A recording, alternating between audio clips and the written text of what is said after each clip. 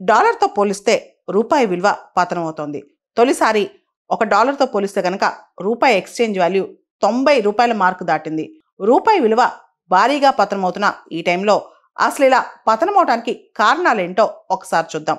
మొట్టమొదటి రీజన్, గత సంవత్సర కాలంగా చూస్తే కనుక దాదాపు $17 బిలియన్ ఫారెన్ అవుట్ఫ్లోస్ వెళ్ళిపోయాయి అనమాట. అంటే మన దగ్గర ఇన్వెస్ట్మెంట్స్ ఏవైతే ఉన్నాయో అవి దాదాపు $17 బిలియన్ బయటకు వెళ్ళిపోయాయి, ఫారెన్ ఇన్వెస్ట్మెంట్స్ అన్ని కూడా.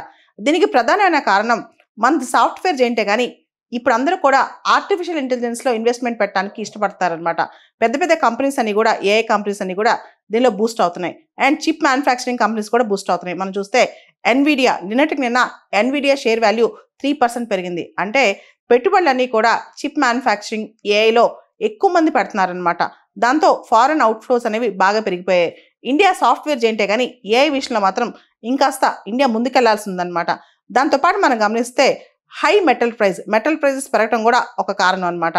అండ్ వీటన్నిటికి మించిన కారణం ఆర్బీఐ ఇంటర్వ్యూన్ అవ్వట్ల. ఆర్బీఐ ఇంటర్వ్యూన్ అయ్యి రూపాయిని డిఫెండ్ చేయడానికి ట్రై చేయట్లేదు అనమాట. వీటన్నిటికి మించి ఇండియా యుఎస్ ట్రేడ్ డీల్ అనేది ఇంకా ఫైనలైజ్ అవ్వాల. దానిలో చాలా అన్సర్టెనిటీస్ ఉన్నాయన్నమాట. దాంతోపాటు స్వల్పంగా క్రూడ్ ఆయిల్ ప్రైజెస్ కూడా పెరుగుతూ వచ్చాయి. ఎన్ని కారణాల వల్ల రూపాయి విలువ అనేది పడిపోతా వస్తుందన్నమాట.